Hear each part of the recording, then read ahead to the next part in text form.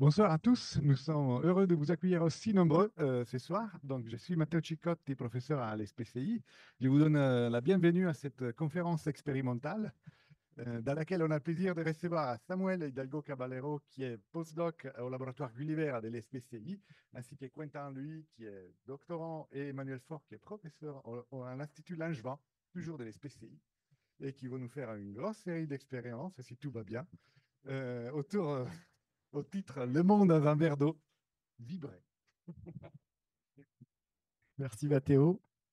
Voilà, donc merci à tous d'être là.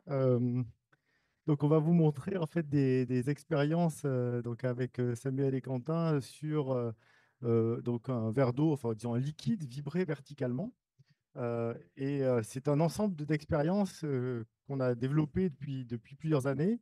Et en fait, les premières expériences qui ont été faites et qui étaient d'ailleurs qui sont la belle image que vous voyez là, ont été faites avec Yves et je voudrais dédier cette conférence expérimentale à Yves, qui était entre autres un grand expérimentateur, un expérimentateur génial. Euh, il y a beaucoup de personnes parmi vous qui vont au colloque demain, donc il y a un colloque international en l'honneur de Yves du 4 au 7. Ici, vous allez voir des expériences qu'on a commencé avec Yves en 2005. Donc ça fait un bon temps. Et puis des développements qui sont issus de ces premières expériences. Donc en fait, vous voyez qu'il y a beaucoup d'expériences. On a été peut-être un peu ambitieux. Bon, on va essayer de tenir une heure et on va essayer qu'il y ait au moins 50% des manifs qui marchent. Euh, donc, euh, Pour dire un peu les choses, on va vous montrer d'abord qu'est-ce qui se passe quand on vibre un liquide. Donc, on va aller directement dans le vif du sujet, hein. Qu'est-ce qui se passe dans un liquide vibré? Ensuite, on va regarder justement ces gouttes qui sont et des marcheurs qui sont ces expériences qui ont initié en fait une dualité à l'échelle macroscopique et classique. Ensuite, à partir de ces marcheurs, on va voir qu'on peut faire une série d'expériences qui sont sur le retournement temporel. Donc ça, c'est une première mondiale, donc c'est pas sûr que ça marche, mais on va voir. Vous montrerez, en tout cas, on a des slides pour montrer que c'est bon. Et enfin, on va faire une expérience d'antigravité avec un bain vibré. Donc voilà le programme. Bon, on va tout de suite rentrer dans le vif du sujet. Encore plus parce que je vois que Samuel a pris le lead sur l'écran. Donc ici, ce que vous avez, c'est en fait un pot vibrant standard, c'est-à-dire en fait un haut-parleur. Alors c'est un haut-parleur qu'on a rempli d'eau avec, vous voyez en fond en fait des couleurs juste pour la beauté de la chose. On a rempli d'eau et alors il ne faut pas faire ça chez vous en fait parce que tous les haut-parleurs ne sont pas étanches. Voilà, donc vous risquez d'avoir des surprises, mais voilà, c'est un haut-parleur étanche. Et en fait, ce qu'on va faire, c'est qu'on va voir ce qui se passe typiquement quand on lui envoie une sinusoïde. Alors ici, la sinusoïde, c'est 40 Hertz, Ouais. voilà, 40 Hertz. On lui envoie donc avec donc, un générateur de signaux de 40 Hertz, un amplificateur qui est un amplificateur de chaîne IFI, et on va envoyer ça dans le système. Et vous voyez ce qui se passe. Voilà, vous voyez en fait des ondes apparaître, donc une instabilité, qu'on appelle l'instabilité de Faraday, parce qu'elle a été découverte par Faraday au milieu du 19e siècle. Et donc, on voit des ondes apparaître à la surface de ce bain, et au-dessus d'un certain seuil, c'est-à-dire au-dessus d'une certaine vibration, en fait, on voit ces ondes apparaître. La question qu'on peut se poser, c'est en fait à quelle fréquence sont ces ondes. Et donc ici, vous voyez en fait, ici sur la gauche, en fait, il y a le taux d'acquisition, enfin le nombre de frames par seconde, donc le nombre d'images par seconde, et c'est 40. Et vous voyez pourtant qu'on voit en fait des sauts, et donc ça doit probablement pas être 40 Hertz. C'est ça qui est assez bizarre, c'est qu'on s'attendrait vivant à 40 Hertz, parce qu'on voit des ondes à 40 Hertz, et c'est pas le cas, donc on va changer, on va faire les innocents, on va essayer 30 Hertz, voilà, peut-être. Voilà, donc on regarde ce qui se passe. Vous voyez que ça vibre toujours un peu bizarrement. Et là, on va bizarrement essayer 20 Hertz, qui la bonne fréquence. Voilà. Alors, tu n'as pas entré, là, je pense. Voilà. Et donc là, vous voyez en fait que on strobe, c'est-à-dire qu'on regarde à la même cadence les ondes et on voit donc ces ondes se déformer, mais elles ne sautent plus. Et on se dit, tiens, c'est vraiment bizarre, finalement, j'excite à 40 Hertz, et ce que je vois, en fait, c'est des ondes qui sont à 20 Hertz se dessiner à la surface. Donc, comme on est des scientifiques, on se dit, qu'est-ce qui se passe si je mets 30 Hertz? Voilà, on va la faire avec un raisonnement scientifique. Donc là, on a mis 30 Hertz. Vous voyez qu'il y a pareil, il y a un autre seuil, et on essaie 15 Hertz pour voir si ça marche. J'espère que ça marche. Tu n'as pas appuyé sur Entrée, je pense. Voilà, voilà. Les 15 Hertz, ça marche. Donc, en fait, vous voyez que c'est quelque chose de très, très bizarre.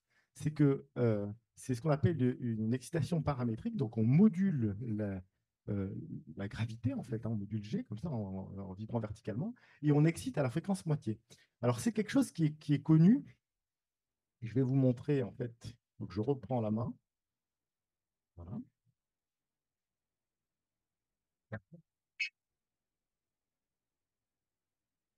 Alors, voilà la stabilité de Faraday. Donc, je vous passe cette. Alors, c'est très utile pour les crocodiles. Alors, il n'y a pas le son, mais je peux vous mettre le son, je pense. Voilà, vous avez le son.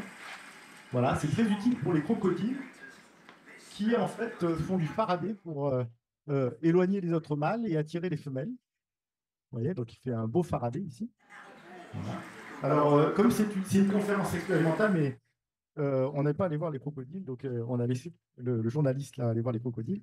Donc, c'est une autre application de Faraday, alors pas très courante. Mais en fait, on peut. Voilà, j'arrête le crocodile. En fait, on peut trouver une excitation similaire à Faraday dans ce qu'on appelle l'excitation paramétrique d'un pendule. Donc, on a apporté un beau pendule en Orcan ici. Et donc, ce pendule, ben, c'est comme une sorte de balançoire, en fait. Elle oscille à une certaine fréquence. Cette fréquence, elle ne dépend pas de la masse qu'il y a au bout. Elle dépend juste de la longueur et de la gravité. Donc, par contre, si je change, par exemple, je mets une pince pour que ce soit un peu plus, avec une masse un peu plus grande, en fait, vous voyez, c'est la même cadence. Donc, j'avais hop, une fréquence. Toc, toc, voilà. Et donc on a à 3 secondes à peu près d'oscillation. Et il y a une manière d'exciter ce pendule qui est donc une manière paramétrique, comme ça. Et donc, qu'est-ce qu'on va faire? Au lieu de changer la gravité, on tire sur le fil qui revient un peu à changer la gravité. Et on tire à une fréquence qui est la fréquence double. Et donc, ce qu'on voit, c'est que si on fait ça et qu'on ne s'en mêle pas les pinceaux, voilà. Alors, c'est toute une technique, hein. Voilà, je pense que là, c'est. Voilà. On recommence. Donc, voilà. Un, deux. Voilà. Donc, voilà. Vous pourriez faire de la balançoire comme ça, en excitant le. Voilà. Alors, en fait, c'est une autre application qui est exactement ce que vous venez de voir. C'est si vous allez à Saint-Jacques-de-Compostelle, l'encensoir de Saint-Jacques-de-Compostelle, il est excité pareil. Donc, vous voyez, il est lancé un tout petit peu. Alors, malheureusement, la cadence qu'on voit n'est pas très bonne. Alors, attendez, je vais essayer de repasser en arrière. Hop, voilà. Donc, vous voyez ici, en fait, il y a des moines qui, en fait, vont tirer sur la corde de l'encensoir et l'exciter. Donc, on le lance un tout petit peu, mais après, à un certain moment, en fait, en version hachée, voilà, il tire donc exactement comme on vient de le faire à la fréquence double. Et à la fin, cet encensoir qui fait plus de 50 kilos, donc pour les gens qui sont assis là-bas, bon, ils ont intérêt à avoir confiance. L'encensoir va se mettre, vous voyez, à aller bouger complètement, à être excité de la même manière que les ondes de Faraday sont excitées en modulant à cette fréquence double. Une autre application qui a valu je ne sais pas si vous connaissez l'Ig Nobel, c'est-à-dire une parodie du prix Nobel, c'est, alors pourquoi ça ne marche pas?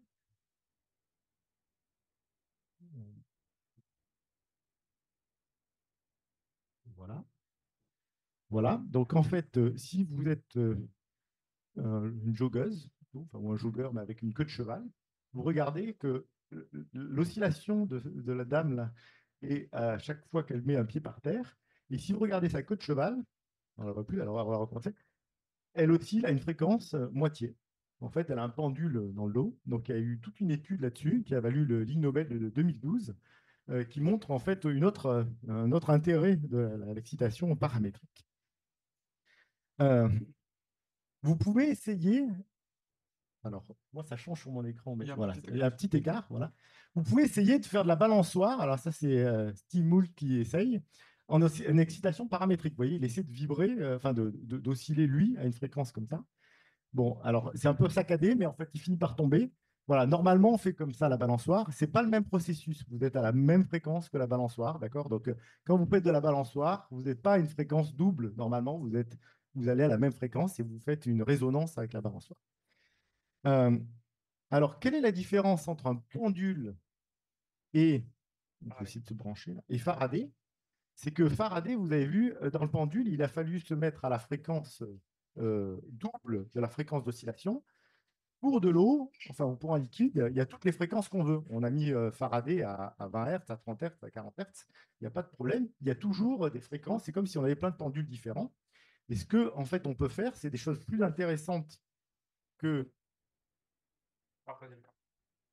Ah oui, on va vous mettre le film. Voilà. Donc, on peut avoir ça aussi chez soi pour aller avec la musique.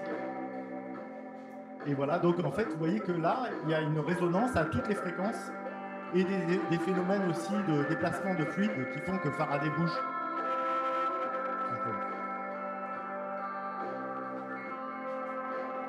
Voilà.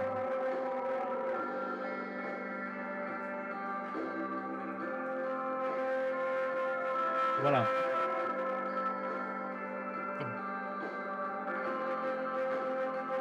Je pousse un peu pour que vous voyez.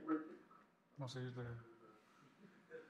Je pousse un peu pour que vous voyez que de temps en temps, en fait, on a des petites gouttes qui apparaissent. C'est-à-dire que si on fait Faraday au-delà d'un certain seuil, on a des gouttes qui ont tendance à être émises par les ondes qui se forment. Et en fait, c'est ce qui nous amène à notre deuxième sujet, c'est que on va pouvoir, qu'est-ce qui se passe quand on déclenche, quand on est avec un pot vibrant. Donc, on va faire vibrer verticalement un liquide et on va montrer que on peut peut-être avoir des gouttes qui se maintiennent. Ça, c'est une expérience qui a été faite en l'équivalent. Donc, je vois qu'il y a beaucoup d'élèves, des PSE, donc des projets scientifiques en équipe, ou de FIEX, qui à l'époque était à Paris 7, et dans lequel on enseignait avec Yves. Donc là, vous voyez Samuel avec un cure-dent, donc c'est une expérience qui ne vaut pas très cher.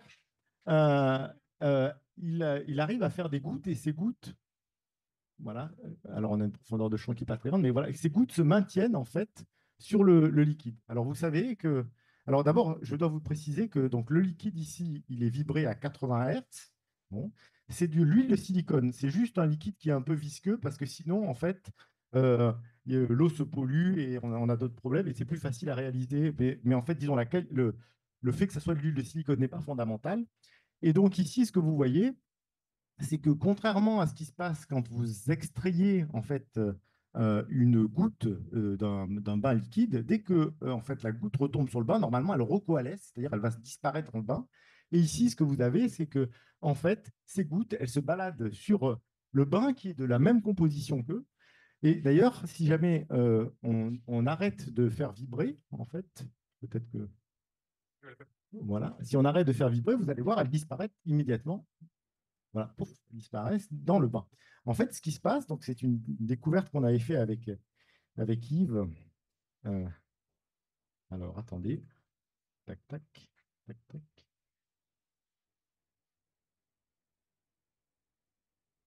Voilà. Donc c'est des gouttes qu'on fait avec un peu d'entraînement et du savoir-faire pour avoir le diamètre qu'on veut.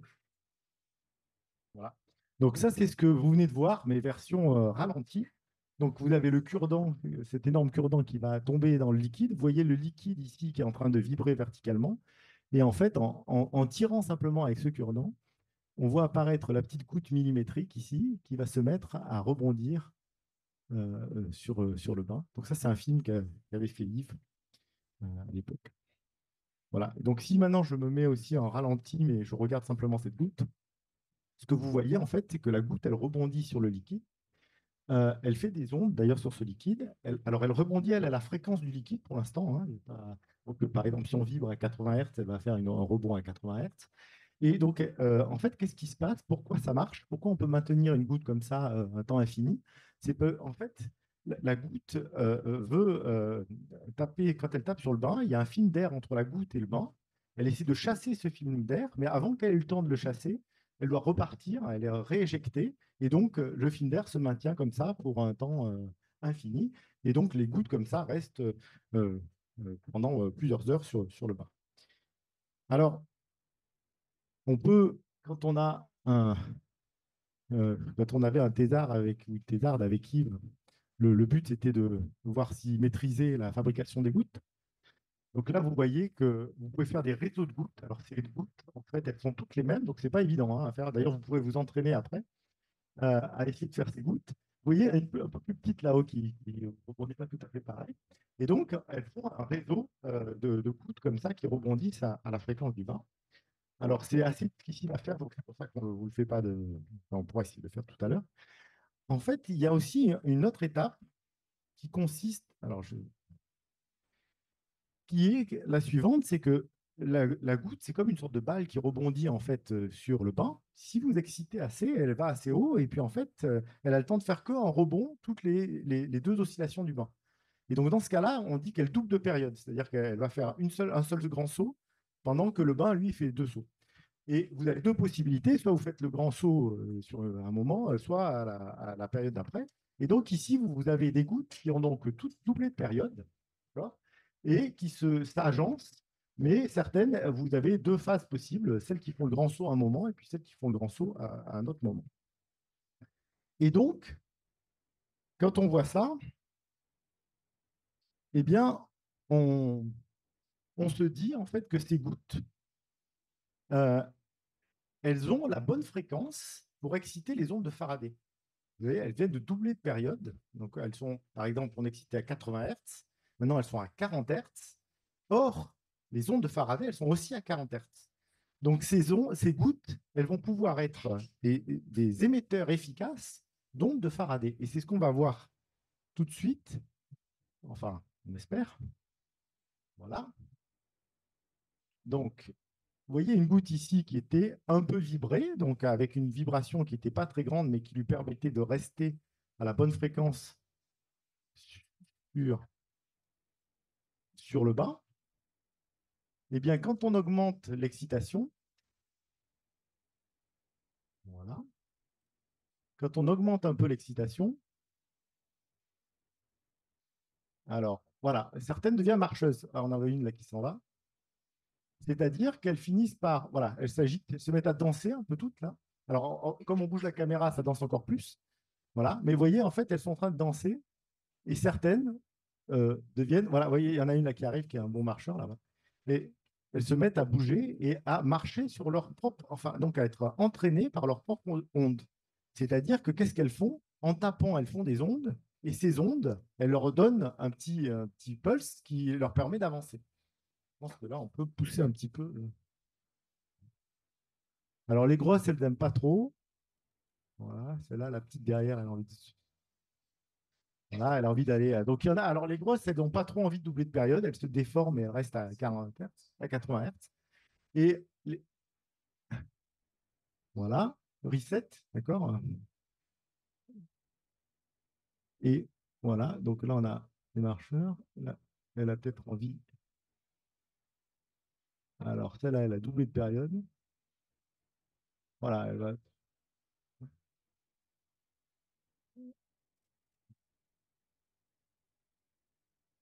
Peut-être que on est à 40 Hz, c'est l'échantillonnage. Mais à 40, ouais.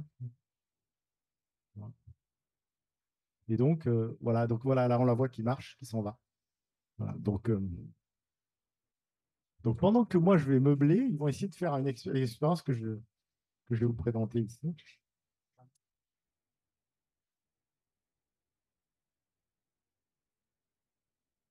Hop, hop, voilà. Donc ça, c'est une. l'expérience qu'on faisait avec Yves, donc c'est notre pot, notre bassin, en fait, notre petit bain, qui faisait 10 centimètres par 10 centimètres vu du dessus. Et c'est le film en vitesse réelle. Et donc là, on voit la même boucle qu'on voit ici, en fait, qui commence à, vous voyez, qui avance sur qui surfe avec son onde. Alors, nos collègues américains, il y en a dans la salle, là, eux, ils appellent ça un surfeur, nous on appelle ça un marcheur plutôt. Voilà. Et donc, elle avance en fait guidée par son onde. Et si on fait un petit zoom et on regarde en fait au ralenti qu'est-ce qui se passe, on voit en fait que à chaque fois que la goutte elle tombe, elle fait une onde qui reste un peu derrière et qui lui fait une petite pente. D'accord. Elle se fabrique une colline derrière elle. Et en fait, cette petite colline, elle tombe sur une pente qui va la pousser. Alors là, on ne voit pas trop parce que c'est ralenti, mais en fait, elle est en train d'avancer par là-bas. Donc, je ne sais pas si vous arrivez à voir. Voilà, donc là, quand on fait un rewind, on voit bien. Et donc, la goutte, elle devient un marcheur. Et ça, ce qui est génial, qui nous a occupés pendant quelques années, qui nous occupe encore d'ailleurs, c'est que c'est un objet qu'on ne s'attendait pas à voir dans le monde classique, qui est un objet qui a une dualité onde-corpuscule. Alors, dualité onde-corpuscule, c'est en fait euh, donc, en mécanique quantique, tous les objets ont cette dualité onde-corpuscule, d'accord? Et quand on vous dit, mais c'est quoi l'intuition classique de la dualité onde-corpuscule? En fait, on n'en a pas. Parce que dans notre monde macroscopique, les ondes, c'est les ondes, hein, vous voyez les vagues sur la mer, et les balles, c'est les balles. Donc, qu'est-ce que c'est qu'une balle onde? On ne sait pas très bien ce que c'est. Et cet objet-là, il a une forme de dualité, c'est-à-dire qu'il surfe sur l'onde qu'il fabrique lui-même. Donc, si vous enlevez la goutte, ben, il n'y a plus d'onde. Si vous enlevez l'onde, ben, la goutte, elle avance plus. Donc, les deux sont liés par une sorte de symbiose qui fait avancer la goutte avec son onde. Alors, bien sûr, ça n'a rien à voir avec la dualité quantique, d'accord? Mais par contre, ça permet de visualiser ce que peut être une dualité à notre échelle macroscopique. Alors, avec ça, une fois que vous savez ça, ben, vous dites, ben, tiens, c'est ce qu'on s'est dit avec qui. On va essayer de tester plusieurs expériences. On peut faire en mécanique quantique. On va voir qu'est-ce qu'elles vont faire avec ces marcheurs. Alors, je ne sais pas si. On peut faire des interactions. Alors, vous voyez ici, c'est vraiment ce qu'on était en train de dire, c'est que les deux gouttes ici, enfin les deux marcheurs, en fait, ce n'est pas que des gouttes, hein, c'est les gouttes avec leurs ondes. Justement, elles arrivent l'une sur l'autre, elles sont envoyées l'une sur l'autre, et vous voyez, en fait, elles font une collision répulsive, mais elles ne se touchent pas. Elles se parlent avec leurs ondes. Et ce qu'on peut voir aussi, c'est que, en fait, elles peuvent aussi s'attirer et faire comme une sorte d'étoile double en parlant avec leurs ondes. Et cette étoile double, elle a une distance qui dépend des ondes qu'elles émettent. Alors, par exemple, je vous montre ici la même chose au ralenti. Alors, comme je vous ai dit tout à l'heure, ces gouttes, elles peuvent être en phase ou en opposition de phase. Donc ici, c'est deux en phase qui sont en train de tourner, oui, l'une autour de l'autre. Elles émettent des ondes qui s'attirent, qui les attirent. Et puis ici, je vous montre la même chose en opposition de phase. Donc l'une tape, puis l'autre tape. Et elles tournent comme ça, l'une avec l'autre. Alors, je vais vous présenter une expérience qu'on avait faite, donc il y a fort longtemps, vous voyez, 2006, l'équipe, sur la diffraction et l'interférence. Parce qu'évidemment, moi, quand j'étais petit, enfin petit, disons, au premier cours de mécanique quantique, euh, euh, on nous présente cette expérience en disant c'est pas possible de faire l'équivalent classique. Alors évidemment, avec notre marcheur, on s'était dit ben, on va essayer. Donc je vous donne la citation de Feynman, donc, prix Nobel de physique, et qui dit dans son bouquin sur la mécanique quantique, dès le premier chapitre, page 3 ou 4, il dit ben voilà, la dualité entre corpuscules, c'est quelque chose qui est purement quantique. Bon, ben allons-y. Alors voilà, donc ça, c'est notre. Qu'est-ce qu'on veut faire comme expérience? On veut faire passer une goutte, donc un marcheur, qui, à travers une fente, d'accord? Exactement comme la lumière, elle va passer à travers une fente. Et normalement, elle est diffractée, c'est-à-dire que la lumière qui est faite de photons, où on peut faire la même manip avec des électrons, avec n'importe quelle particule, eh bien, elle va être diffractée et on va voir apparaître une statistique, c'est-à-dire une distribution des déviations qui va être avec une signature ondulatoire. Donc, c'est bien la preuve que c'est à la fois des particules et en fait une onde. Donc là, ça, c'est un exemple qu'on avait fait. Donc, c'était une manip. Ouais, à l'époque, il fallait. On prenait la même goutte. Alors, d'habitude, on dit c'est avec une particule unique, ce qui est faux, parce qu'ils envoient une particule et puis la mesure. Ici, non, non. On reprend la goutte, on la refait passer de l'autre côté, et puis on la renvoie. Et on fait ça jusqu'à ce qu'elle finisse par disparaître. Et donc, on trouve une distribution. Alors, vous voyez, ça, c'est les angles qu'elle prend à la sortie.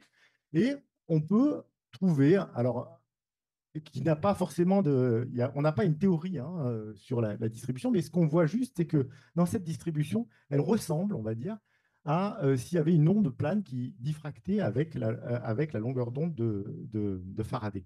Et donc, ça veut dire que la distribution qu'on voit, elle a une signature ondulatoire. Et donc, ça, c'était une surprise. Alors, évidemment, là, ce que je dis souvent, c'est qu'on a ouvert le champagne et puis après, on s'est dit, non, attention, euh, peut-être qu'on a de la chance. Donc, on l'a fait avec une autre taille de fente et on a retrouvé, donc là, on a ouvert le champagne. Euh, voilà. Et après, on s'est dit, mais tiens, on pourrait faire même avec deux fentes. Alors, pour ceux qui connaissent, quand on fait avec deux fentes, la mécanique quantique, elle vous dit, si vous regardez par où passe la particule, vous détruisez les interférences.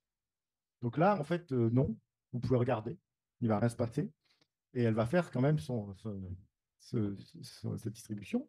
Et si vous posez la question, en fait, ce qui se passe, c'est que on se demande comment une particule qui passe par une fente, elle peut savoir qu'il y a l'autre fente, en fait. Comment ça peut l'influencer. Donc, dans notre cas, en fait, l'influence, elle vient simplement du fait qu'elle envoie des ondes qui vont être retransmises par l'autre fente et donc qui vont la faire bouger. Il se trouve que, encore une fois, hein, on n'a pas de théorie derrière, mais il se trouve que si vous faisiez la statistique avec une fente et puis avec deux fentes, ben, vous trouveriez ça. Et donc, vous voyez que le noir, là, qu'on voit, ben, ça semble dire que la, la particule, enfin le marcheur, voit bien qu'il y a une autre fente. Alors, pour finir sur cette partie-là, je vais quand même dire que c'est un sujet qui est en ébullition, si je puis dire. Et donc, il y a John qui est dans la salle, je crois. Voilà. Et donc, ça, vous voyez, alors ça date comme ça commence à dater. Donc, ça, c'est Thomas Bohr, donc, au Danemark, qui trouve une distribution qui est comme ça, qui a l'air plutôt gaussienne. Chez John Bush, aux États-Unis, il trouve cette distribution-là. Donc, en fait, ce que je veux juste dire, c'est qu'il y a encore plein de discussions là-dessus et il y a tout un champ qui va être discuté en fait dans la conférence avec Yves sur ce qu'on appelle les hydrodynamic quantum analogues, qui est en pleine discussion sur en fait vraiment qu'est-ce qu'on peut faire, qu'est-ce qu'on voit et qu'est-ce qui est exact ou qu'est-ce qui pose problème. Voilà, ça c'est pour les gouttes. Et en fait, je ne sais pas si vous avez fait remarquer, en fait, euh, ici, vous avez donc cette goutte qui est en train ce marcheur qui est en train d'avancer vers là. Et il ne sait pas, le pauvre marcheur, qui va mourir dans pas longtemps. Et il y a une petite bulle là qui va le tuer. Donc il avance courageusement vers ça. Voilà. Et donc ici, vous voyez qu'il reste une onde. C'est-à-dire que le marcheur a disparu et pourtant l'onde demeure.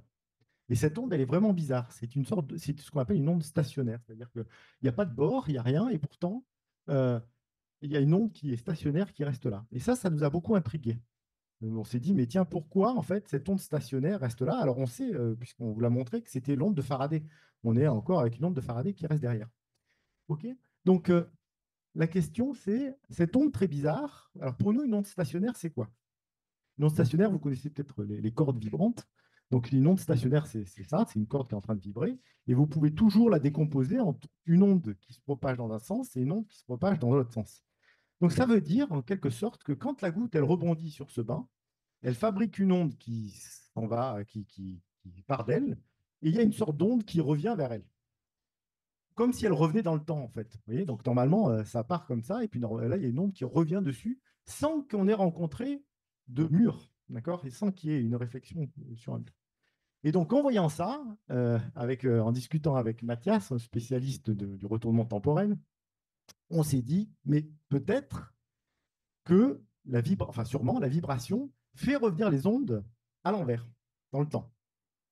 Et donc, on a fait une expérience. Alors, cette expérience, c'est, au lieu de faire une sinusoïde, on tape un coup. C'est-à-dire, on fait une onde, on tape un coup sur le bas, d'accord? On fait un changement brusque, et on regarde si ça revient. Alors, pour faire cette manip, il nous faut un pot vibrant, si on veut taper avec un bain assez grand, énorme, qui vaut à peu près 30 000 euros. Et là, on s'est dit, et qui pèse 80 kilos, donc Samuel était prêt à le porter, mais pas moi. Et donc, on s'est dit, on va essayer de faire quelque chose de différent. On va essayer de se passer du pot à 30 000 euros et faire un bain encore plus grand, essayer de voir si ça marche. avec un marteau. Donc, est-ce que le marteau à 20 euros fera la même chose que le pot vibrant à 30 000 euros? Voilà, donc en fait, donc c'est une première mondiale. On va voir si on arrive à retourner les ondes. Donc ça, c'est. Alors, vous voyez, qu'est-ce que vous voyez là? Vous voyez, c'est un banc en fait qui fait 80 cm par 80 cm, rempli d'eau. On va faire des ondes dessus. Ce que vous voyez, c'est la caméra qui est au-dessus, en fait, juste au-dessus, avec un éclairage, qui est un éclairage euh, breveté par Yves, je peux le dire, parce que ça, c'est une technique qu'il avait mise au point pour voir le contraste des ondes. Et donc, on va taper dessus, comme avec un pot vibrant, pour voir si ça rentre. Bien. Merci Emmanuel, mais une chose que j'ai appris avec toi, c'est qu'il faut être sérieux dans la vie. Donc, ce marteau, je pense que ça ne va pas le faire. Par contre, j'ai ramené le petit marteau. Il est là. Le marteau. Tu me connais? Je vais faire les choses. Ça pas trop fort quand même. C'est pas grave, c'est moi qui l'ai construit. Alors, donc l'idée c'est quoi? C'est que Quentin il va faire une vibration, donc une source au centre. Et si ce qu'on dit marche bien, donc peut-être sans taper comme ça, juste pour voir en fait, ce que vous allez voir, c'est, alors ça va assez vite, hein, mais on arrive à le voir assez bien. Voilà, donc vous avez une onde qui s'en va, hein, ce qui est logique, d'accord? Et maintenant, Samuel va taper et détruire le. Non. Vous voyez que l'onde revient. Voilà.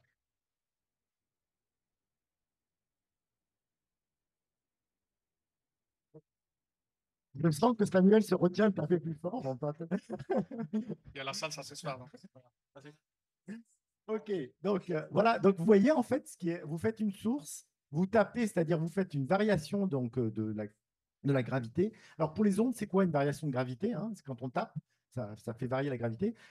Leur vitesse change en fait, parce que leur vitesse, elle dépend de la racine de G, de la gravité. Et donc en fait, là, vous êtes en train de leur changer leur vitesse à un moment donné, et ça les fait repartir dans l'autre sens. Alors ça, c'était pour une goutte. Vous allez me dire, bon, peut-être que c'est un cercle, on va essayer de faire 2 cercles. Oula, oula. Alors, quand on tape un peu fort, on voit Faraday qui se fait un peu partout. On va essayer doucement. Voilà, hop, ça revient, oui. Voilà, elles reviennent en fait. Donc, avec 2, ça marche aussi. C'est super. Voilà. Bon, on peut avoir des applaudissements. Alors, 3? Non. Non, on va pas faire 3. On va essayer de faire un smiley. Alors là, c'est plus dur à voir, mais. Alors, on essaie d'enregistrer pour vous le passer. Donc, ça marche pas toujours, en fait. Voilà. Donc, qu'est-ce que c'est? Peut-être, Quentin, tu peux me montrer. C'est un smiley. En fait, si tu on a imprimé en 3D un petit smiley en 3D avec des pics qui représentent des sources. Voilà. Donc, en fait, les pics vont frapper l'eau, vont dessiner un smiley. Ça va générer une onde. Et on espère qu'en tapant, on régénère le smiley. Avec notre marteau à. Alors, c'est pas évident parce qu'en fait, il faut que toutes les sources du smiley tapent en même temps. D'accord? Donc, si on est un peu incliné, en fait, on va pas voir. Et puis, il faut que Samuel se retienne de taper trop fort. On va essayer de les faire comme ça, comme tout à l'heure. Et après, on fait le film en ralenti avec l'autre. Après, sinon, moi, j'ai un film avec un smiley. Alors, on y va.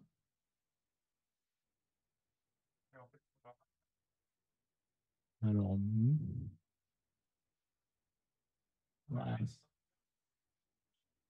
ouais. Allez, dernière fois. Ah, c'est pas mal. Allez, attention. Alors, on a les anneaux olympiques. Non, ça va, on va arrêter là. On avait fait les anneaux olympiques. Donc, après, encore une fois, vous pouvez venir tester, hein, et donc vous entraîner à faire les anneaux olympiques. Vous allez voir, c'est pas évident. Alors, voilà, qu'est-ce qu'on obtient avec. Donc, ça, c'est ce que vous venez de voir exactement avec. Donc, on tape but du dessus, on génère ça, et puis on vient taper derrière, et vous voyez, il y a l'onde qui revient. Et alors, pour être un peu plus quantitatif, ça, c'est le côté, mais on va passer. Voilà, pour être un peu plus quantitatif, ça, c'est une expérience, d'accord? Donc, on voit le train d'onde avec la dispersion. Alors, les grandes longueurs d'onde sont derrière, les petites devant. Et d'un coup, on tape, ça, vous voyez. Et ce que vous voyez, en fait, c'est si je sépare les ondes en deux, en fait, ce qui repart derrière, c'est exactement la même qui avançait vers là et qui revient en arrière, un peu comme si elle revenait comme ça en arrière. Donc, vous voyez que c'est pas une réflexion sur un mur. Hein. C'est pas elle tape et puis elle revient comme ça. C'est elle tape et elle revient comme ça. Donc c'est vraiment un retournement temporel. Donc elle revit sa vie en revenant en arrière en fait. Et donc elle va refocaliser sur la source qui lui a donné naissance. Alors, allez, j'avais dit qu'il n'y avait pas d'équation, mais il y en a une petite quand même. Voilà. Alors juste, donc l'équation d'onde, alors pour les hydrodynamiciens, c'est une hérésie, mais bon, pour nous, ça va aller. On va dire donc c'est une équation d'onde, phi, c'est le champ d'onde, d'accord, qui vérifie l'équation d'onde. Et ce que juste je veux vous dire ici, je vais vous expliquer un peu, essayer de vous faire comprendre qu'est-ce qui se passe, parce que c'est pas si évident que ça. C'est que quand vous avez une équation d'onde, un peu comme quand vous avez des particules, si vous donnez la position et la vitesse des particules, vous savez en fait ce qu'elles vont devenir. Donc ici, pour une onde, on donne le champ d'onde, ces phi là que vous voyez ici, donc c'est les conditions initiales. Et dφ sur dt, c'est comme la vitesse. Donc on donne en fait la position et la vitesse. Et si je vous donne ça, en fait, sur un brin, ben, vous pouvez me dire qu'est-ce qui va lui arriver. Alors nous, ce qu'on veut faire, c'est leur faire revenir en arrière, d'accord? Donc en fait, ce qu'on veut faire, c'est ça, c'est phi, donc c'est la position, et dφ sur dt, c'est la vitesse. On veut faire moins dφ sur dt, c'est-à-dire la vitesse qui repart en arrière. Voilà, ça c'est le rêve. Là, on revient dans le temps. Alors en fait, bon, on ne sait pas vraiment faire ça, mais les ondes, elles ont un principe qui est génial et qu'on n'a pas malheureusement pour les particules, c'est un principe de superposition. C'est-à-dire que, imaginez que vous ayez une onde qui est en train de se propager, donc avec un champ et puis sa dérivée, et puis que d'un coup, vous fassiez un petit changement, c'est-à-dire vous dites, je perturbe ça ou ça par rapport à ce qui se passait. Alors par exemple, ici, en tapant dessus, ce que vous allez faire, c'est que vous allez découpler les deux. Alors je vous ai pris un exemple très simple. Imaginons qu'on arrive à tuer la dérivée temporelle. Ça veut dire quoi, la vitesse? Ça voudrait dire, en quelque sorte, vous avez les ondes qui sont en train de se propager et d'un coup, vous les arrêtez. Donc, vous faites un freezing, tout s'arrête. Évidemment, si vous faites ça et que vous relaissez les ondes partir, ben, elles ne se souvenaient plus qu'elles allaient par là. Donc, elles vont aller par là et aussi revenir en arrière. Et c'est ce qui se passe. Vous voyez que ça, je peux le réécrire avec une onde qui continue, comme la précédente, là, la moitié, et l'autre moitié qui revient en arrière. Et c'est exactement ça qu'on voit. C'est que, alors malheureusement, tout ne revient pas. Alors, ce que vous ne voyez pas, c'est que arrive sur les bords, en fait, ce qui continue tout droit. Hein. Mais il y a une partie qui revient et qui refocalise sur les ondes. Et c'est ça, c'est le retourné temporel du champ d'onde qu'on voit revenir sur les ondes. Alors, le smiley que vous avez à peine aperçu, je vais essayer de vous le montrer là. Voilà. Donc, avec un pot à 30 000 euros. Donc, on grave, on va taper et on va pousser le smiley pour qu'on puisse voir quelque chose. Voilà. Voilà, donc ça, c'est ce que vous voyez, en fait, qu'on voit ici si on allait un peu doucement et lentement. Voilà. Alors, on peut faire ça avec n'importe quelle forme. Voilà. Donc ça, c'est un miroir instantané à retournement temporel. Donc, on revient en arrière. On peut essayer, alors on le fait avec des ondes comme ça, c'est facile. Évidemment, ce qu'on aimerait bien, c'est le faire avec d'autres types d'ondes, de l'acoustique ou de l'optique. Alors, on peut faire des équivalents, mais c'est beaucoup plus difficile et c'est beaucoup plus cher. Alors, dernière partie, la stabilisation antigravité. Donc, ça, c'est juste pour la manière de dire est intéressante. En fait, il existe un autre cas qui est bien connu, enfin assez connu, c'est ce qu'on appelle le pendule de Kapitsa, qui a été compris par Kapitsa et dont l'expérience, on va vous faire l'expérience pour vous montrer. C'est pas moi qui fais l'expérience. Hein. Voilà. Alors, donc le pendule de Kapitsa, c'est quoi? Vous avez encore un pendule comme celui qu'on avait tout à l'heure. D'accord? Donc, si tu le tiens droit, normal.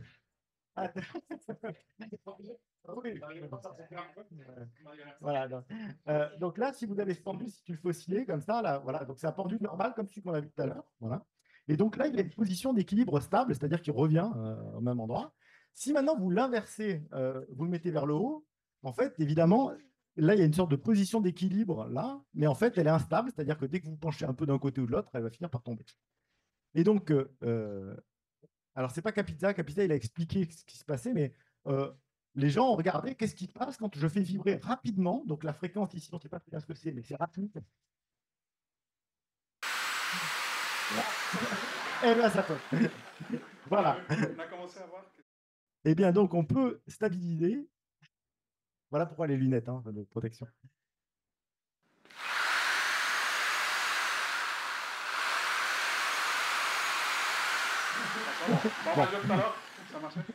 Voilà, donc on arrive à stabiliser bizarrement ce pendule à l'envers par la vibration rapide. Et donc la question qui se pose, c'est est-ce que on peut faire la même chose avec de l'eau? C'est-à-dire, est-ce que l'eau, enfin, est-ce qu'un liquide peut être tenu à l'envers grâce à ce principe-là? Alors, je vais vous montrer en fait. Alors, là, je pourrais vous montrer ça. Mais... Je peux vous montrer, voilà donc. Parce que ça, c'est cassé en fait. Alors voilà, donc. Moi, je le vois défiler, mais là, il ne défile pas. Voilà. Donc là, il vibre et voilà, il reste à l'envers. Alors, il faut dire qu'il a un sacré appareil pour le maintenir à l'envers. Ça dépend essentiellement de la longueur, en fait, ça ne dépend pas de la masse. Voilà. Et donc, la question, c'est la suivante. Est-ce qu'on peut faire la même chose avec un liquide? Alors, c'est quoi le problème? Imaginez que vous avez de l'air en dessous d'un liquide, donc j'ai entouré une partie du liquide, là, et que vous voudriez stabiliser. Alors, vous voyez bien, c'est une certaine longueur de liquide, en fait, à peu près. Et donc, vous voyez que, en fait, ça, c'est l'équivalent d'un pendule à l'envers. C'est-à-dire qu'en fait, cette partie de liquide aimerait bien tourner autour de ce point pour se retrouver dans l'autre sens. La question, c'est est-ce qu'on peut le maintenir à l'envers? Alors, le pendule que vous venez de voir, il suffit d'avoir une vitesse d'oscillation assez grande. Elle doit être supérieure, pour ceux qui aiment les maths, à racine de 2GL. G, c'est la gravité et L, c'est la longueur du pendule. D'accord? Et si vous faites ça, vous arrivez à stabiliser tous les pendules que vous voulez à l'envers. Pour un liquide, ça dépend en fait de la taille du liquide que vous voulez soutenir à inverser. La vitesse qu'il faut que vous appliquiez, elle est proportionnelle à la racine de, donc à G, mais à la racine de la taille que vous voulez stabiliser. Donc, si j'ai un bac qui fait une certaine taille, L, vous voyez que toutes les tailles plus petites, je vais pouvoir les stabiliser, mais la taille la plus difficile à stabiliser, ça va être la taille globale du liquide. Et donc, eh ben, je peux me dire que peut-être que pour un liquide d'une certaine taille, donc de quelques centimètres, il suffit que j'applique la vibration suffisante et la vitesse suffisante pour le stabiliser complètement. C'est comme un ensemble de pendules que je vais stabiliser, les mêmes pendules de Kapitsa. Et donc, comment on fait la manip? Alors, on a essayé, donc je vous fais un résumé, mais ça met du temps, et puis on mouille beaucoup. Tout le labo était mouillé. Donc, d'abord, il y a une première chose à faire, c'est que vous vous souvenez qu'il y a Faraday au milieu, là. Donc, si vous commencez à exciter de manière importante le liquide, en fait, ce que vous allez avoir, c'est qu'il y a Faraday qui va déclencher, et puis vous allez en fait plus avoir de liquide du tout. Donc, on commence par prendre un liquide visqueux. Il ne va pas trop avoir de Faraday, c'est-à-dire qu'on va monter le seuil de Faraday, donc on ne va pas avoir de Faraday. Et donc ici, c'est du glycérol. Alors, pour juste la beauté, on l'a teinté en bleu. Et donc, il est sur un pot vibrant, le même que celui qu'il y avait là, et on le vibre à une fréquence élevée par rapport à ses caractéristiques, qui est de 100 Hz. Et là, alors, attends une seconde, juste. Là, ce qu'on avait fait au début, c'était qu'on s'est dit on vibre. On avait fait ça avec les élèves en PSE, on vibre et on tourne rapidement. En fait, bon, ça n'aime pas être trop tourné rapidement, donc en fait, souvent, il y a tout qui tombe. Et puis, on a observé un phénomène très bizarre que va montrer Samuel avec Quentin. C'est que donc on vibre là, et puis vous voyez, ça vibre, et on injecte des bulles d'air avec une seringue, et les bulles remontent à la surface. Mais quand on vibre suffisamment, la bulle descend.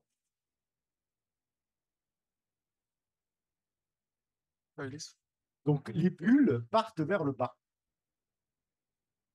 Alors quand on a vu ça, on était tout content, on s'est dit ah c'est découverte du siècle. En fait pas du tout. Ça avait déjà été vu des années avant. Ça a été vu par la NASA, qui en fait avait des problèmes parce que en fait ils avaient leur fusée en fait avec leur carburant, et ils avaient un détecteur en bas du tank, enfin du container, qui détectait quand est-ce qu'il y avait de l'air et qu'il n'y avait plus de carburant.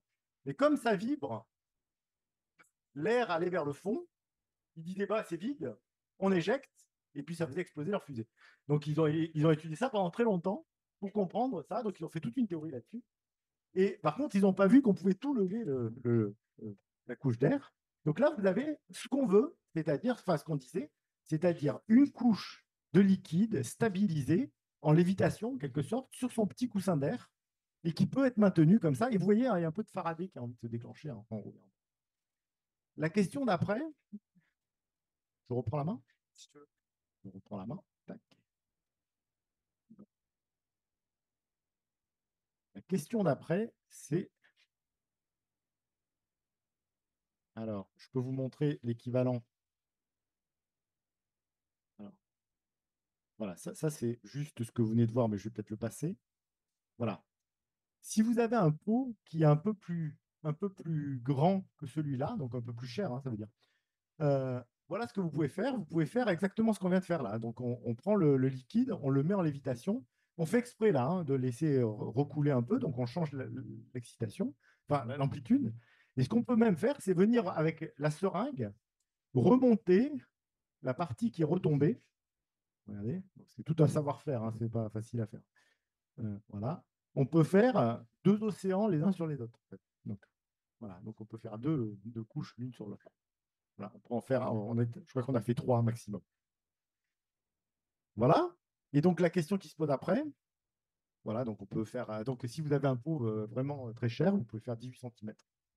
Voilà. En fait, on se demande, est-ce que ça serait possible, comme le dit Jacques Sparrow, avec le Blackbird, de venir à l'envers, en fait, c'est-à-dire se mettre de l'autre côté et en fait naviguer de l'autre côté. Et donc, on s'est demandé, est-ce que quelque chose qui flotte d'un côté, est-ce qu'on peut le faire flotter de l'autre côté? Et donc, alors là, on va essayer, ce qui n'est pas évident, de vous montrer que si ça marche. Vous voyez Faraday, entre parenthèses, hein, qui déclenche dessus. Donc, ça, c'est un bout de je ne sais pas quoi qui flotte. Voilà. Et voilà. Et donc, ça flotte à l'envers. Donc, on peut flotter à l'envers. La gravité est inversée à un bateau qui, voilà, il y a un bateau qui coule. Bon. Voilà. Donc, vous voyez, il est maintenu à l'envers. Et donc, en fait, l'idée, c'est la chose suivante. Si jamais on réfléchit un peu à ce qui se passe, c'est que quand un bateau il est à la surface supérieure, d'accord, il a son poids qui est compensé par la poussée d'Archimède. Et c'est un équilibre, mais qui est stable. C'est-à-dire, si jamais vous essayez de le faire couler, il va remonter. De l'autre côté, vous pouvez dire il y a aussi un équilibre. Pareil, le poids est compensé par la poussée d'Archimède. Mais par contre, il n'est pas stable. Imaginez que vous tiriez vers le bas, il va tomber. Mais grâce à cette vibration, il devient stable aussi, comme le pendule de Kapitsa. En fait, c'est une sorte de pendule de Kapitsa ici à l'envers. Donc la gravité est inversée. Bon. Voilà. On voit la complexité de l'expérience.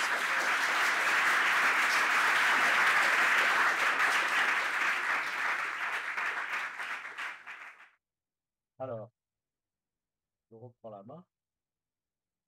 Voilà, donc ça, c'est ce que je vous disais, on va passer. Et voilà. Voilà. Et donc, on avait fait avec un pot vibrant, c'est la même chose, mais avec un pot vibrant beaucoup plus grand. Et donc, des bateaux à l'envers. Et donc, on voulait, en fait, au départ, être prêt pour les Jeux Olympiques, c'est-à-dire avoir des nageurs qui nagent sur la piscine au-dessus et au-dessous. Mais en fait, il ne faut pas oublier quand même que c'est très visqueux, en fait, et que donc, je pense qu'on n'aurait pas eu beaucoup de records olympiques dans ce genre de piscine. Eh bien voilà, on arrive à la fin, donc je voulais remercier donc toute l'équipe. Alors, je pense que j'ai oublié plein de gens en fait, hein. Donc Yves qui a initié tout ça, et puis donc les thésards qui nous ont accompagnés, qui ont fait différentes expériences ici. Un listing sur le côté aussi de toutes les personnes, et j'en ai oublié plein, je pense.